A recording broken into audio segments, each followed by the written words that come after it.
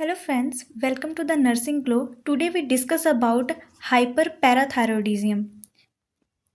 इस कंडीशन में parathyroid hormone जो है वो एक्सेस लेवल होने की वजह से ब्लड में बॉडी में ओवर एक्टिविटी होती है, जिसके कारण क्या होता है कि एलिवेट हो जाता है हमारा कैल्शियम लेवल एंड लो हो जाता है फॉस्फेट लेवल इन ब्लड। इसकी क्लासिफिकेशन क्या है? Primary, secondary and tertiary.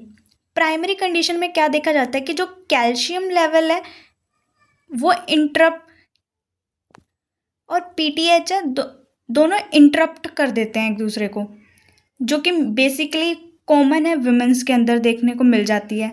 और सेकेंडरी में क्या हो जाता है कि हमारे जो ऑर्गन्स है वो फंक्शनिंग में उन्हें प्रॉब्लम आनी शुरू हो जाती है पैराथायरॉयड हार्मोन के इम्बैलेंस के कारण। और टर्शरी कंडीशन में क्या करता है कि ओवर एक्टिव होने की वजह से जो हॉर्मोन्स है ना वो ज़्यादा सिक्रीट होते हैं, जिसकी वजह से कैल्शियम लेवल इम्बैलेंस हो जाता है।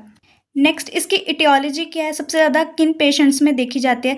जिनको मैलिग्नेट ट्यूमर हो या फिर जिनको सीवियर कैल्शियम डेफिशिएंसी हो, पैगी डिजीज़, जिनमें क्या मेटाबॉलिक एक डिसऑर्डर है जिसमें क्या होता है वीकनेस हो जाती है हमारे बोन।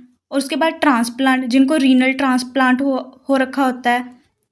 नेक्स्ट है हमारे पास पैथोफिजियोलॉजी। पैथोफिजियोलॉजी में क्या होता है कि इंक्रीज पीटीएच सिक्रीशन। जब पीटीएच की सिक्रीशन हमारी बॉडी में एक्सेस लेवल पर होती है तो क्या होता है, क्या एक्सेसिव कैल्शियम होना शुरू हो जाता है, हमारी बॉडी में बनना शुरू हो जाता है।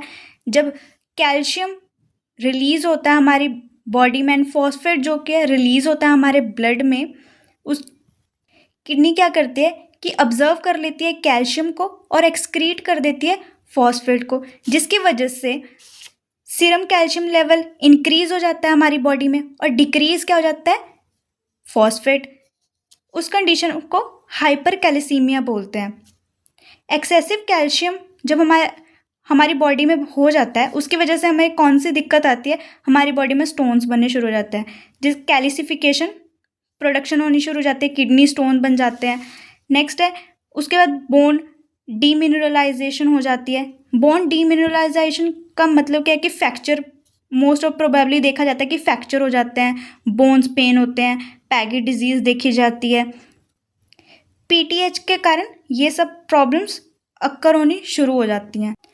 हमें कैसे पता चलेगा? क्लिनिकली मैनिफेस्टेशन के साथ हमें पता चल जाता है कि पेशेंट को नोजिया होने लग जाता है, vomiting, depression, osteoclastomy, kidney stone, arthritis, bone tumour, cardiac dysrhythmia, body pain होना शुरू हो जाता है, एक्सेसिव यूरिन, हाइपरटेंशन।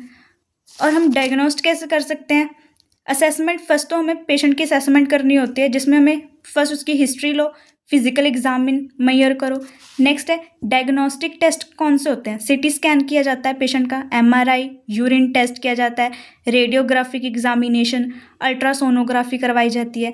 नेक्स्ट है हमारे पास मैनेजमेंट हमें 3 टाइप्स में डिवाइड करनी होती है, जिसमें मेडिकल मैनेजमेंट, सर्जिकल मैनेजमेंट और नर्सिंग मैनेजमेंट। मेडिकल मैनेजमेंट में क्या किया जाता है कि लो लेवल कैल्शियम पेशेंट को डाइट में दिया जाता है। उसके बाद हमें मेडिकल मैनेजमेंट में हम पेशेंट्स को एंटीबायोटिक भी प्रोवाइड करते हैं, बिसफॉस्फेट भी प्रोवाइड किया जाता है ताकि बोन्स की डेंसिटी कम ना हो सके। उसके बाद सर्जिकल मैनेजमेंट क्या होता है कि 90% केस जो है ना सर्जिकल मैनेजमेंट के साथ क्योर किए जाते हैं, जिनकी वजह से जो पार्ट डैमेज है, जो भी इनलार्ज हो रखा है ट्यूमर की वजह से, वो उसको रिमूव कर दिया जाता है सर्जिकल कंडीशन की तरीके से। नेक्स्ट क्या है? नर्सिंग मैनेजमेंट में क्या होता है कि फर्स्टली हमें पेशेंट की हिस्ट्री लेनी होती है, उसको असेस करना होता है पेशेंट को। उसके बाद हमें पेशेंट की वाइटल्स लेने होते हैं, असेस करो पेशेंट का पेन कितना है, उसका स्कोर चेक करना होता है पेन का, असेस करो सीरम कैल्शियम लेवल कितना है पेशेंट के अंदर, इनकरेज करो पेशेंट को कि वो बैलेंस डाइट ले सके, keep patient in low position, उनका बेड थोड़ी लो पे रखो, मेंटेन करो उनका input output chart, maintain hygiene, उनको कंफर्ट प्रोवाइड करो, उनको इंस्ट्रक्ट करो पेशेंट को कि वो फ्लूइड प्रॉपरली लें। मोस्ट सबसे ज़्यादा कॉम्प्लिकेशन किन पेशेंट्स में देखे जाते हैं? जिनको सीवियर हाइपरटेंशन होता है, अर्थराइटिस होता है, या फिर कोई क्रोनिक रीनल प्रॉब्लम हो, तो ये सब कॉम्प्लिकेशन पेशेंट्स को आते हैं। Thank you for watching.